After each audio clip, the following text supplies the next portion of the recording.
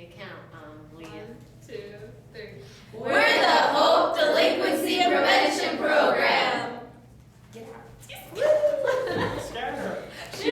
Juvenile delinquency has been seen as a major problem in our nation with high levels of crime committed by youth. Although there has been a 74% decline in the crime rate from 1994 to 2000, there are still signs that juvenile delinquency can exceed at any point. Statistics from 2000 showed that juvenile population was 79% white. However, 42% of juveniles arrested for violent crimes were black youth, and 28% of them were female. Hope's goal is to provide these youths with effective programs to prevent juvenile delinquency. Instead of sending them to the adult criminal justice system, we should meet their needs and provide them with their appropriate services. Hope will be an after-school-based program which lays its foundation on community work. We propose 3 categories of community organization: locality development, which entails social services organizations, businesses, and families; social planning, which target problems such as drug abuse and delinquency in general; and social action, which looks for changes in policies and views businesses and government as targets of change. Now, Hope believes that after-school hours are a critical time for youth. This time can represent either an opportunity to learn and grow or a time of risks for youth's health and safety. Hope's purpose is to reduce juvenile delinquency by helping break its cycle. We will be working toward intensifying juvenile education on ideals, morals, legal system, patriotism, collectivism, and socialism. Kids shall be educated on crime prevention while receiving structured education to strengthen their concept of legal system so that they can understand how law violation and criminal behavior can harm individuals, families, and society. Hope's purpose is also to provide leadership opportunities, mentoring, and prevention of substance abuse, in addition to building communities and family strengths, which will reduce risk factors for youth. The success and survival of the Hope Delinquency Prevention Program will partially depend on the extent of our ability to identify and secure support, both financially and systematically, from individuals and organizations that have an interest or stake in our program. Hope takes a politically bipartisan approach when mobilizing community members to ensure continual support for the program through different administration changes. Community involvement is also vital to the success and survival of Hope. Some of the barriers that our program may encounter are shortages of funding, lack of referrals, program evaluations, program support, interagency collaboration, and communication.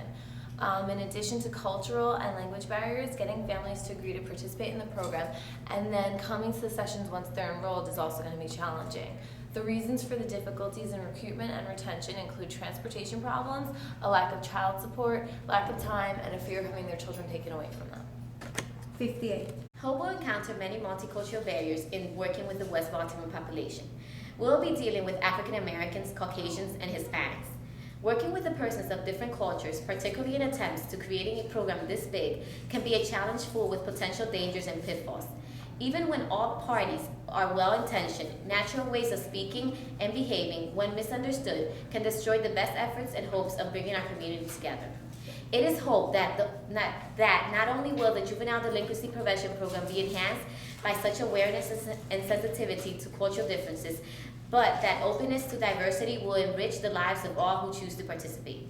38. After we decide that West Baltimore is ready to implement our delinquency prevention program, we will engage all sectors of our community in a community-wide prevention effort.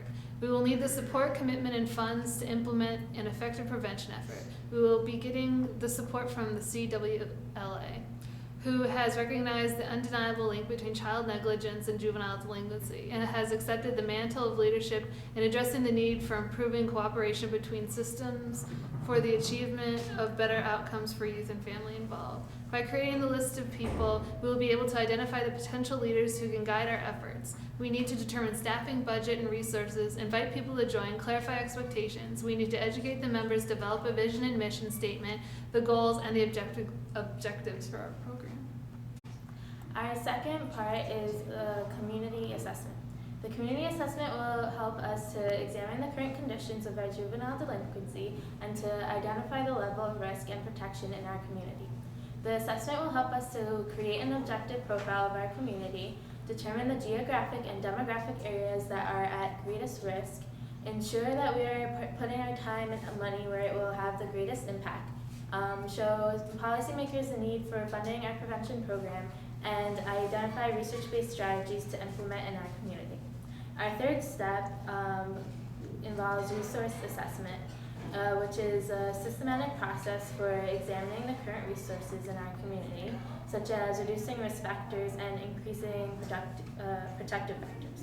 These resources are anything that can be activated to reduce the likelihood that our kids will begin or continue to abuse and sell drugs or have any other way of deviancy.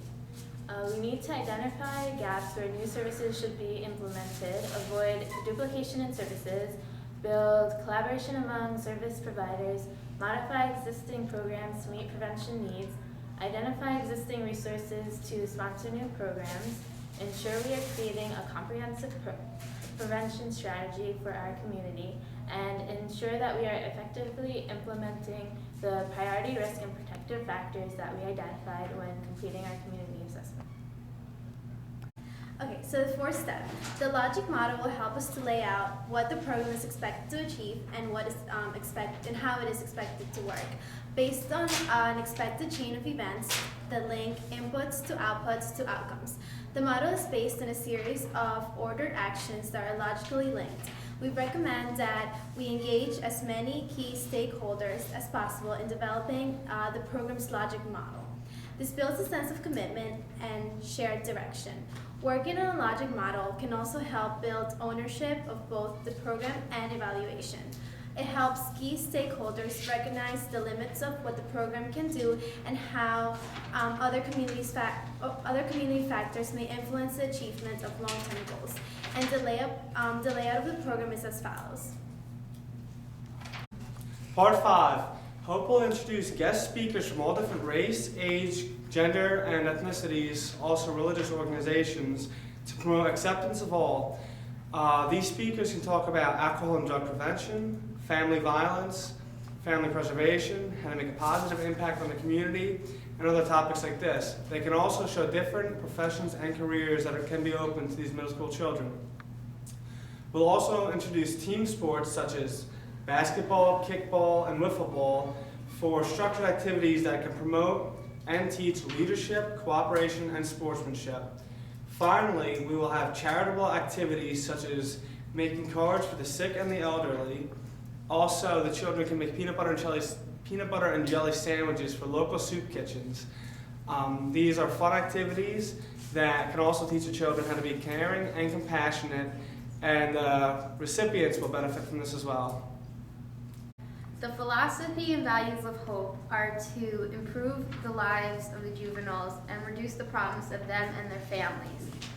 The expected outcomes are to reduce the number of deaths and teen pregnancies, crimes, assaults, and arrests and incarcerations. Also, Hope believes that residents need to be empowered through community organizations to reduce institutionalization, improve community conditions, lower social behavior, and provide them with a positive model for personal development. In conclusion, if Hope is successful, it will give the delinquent youth of Baltimore a second chance. Good.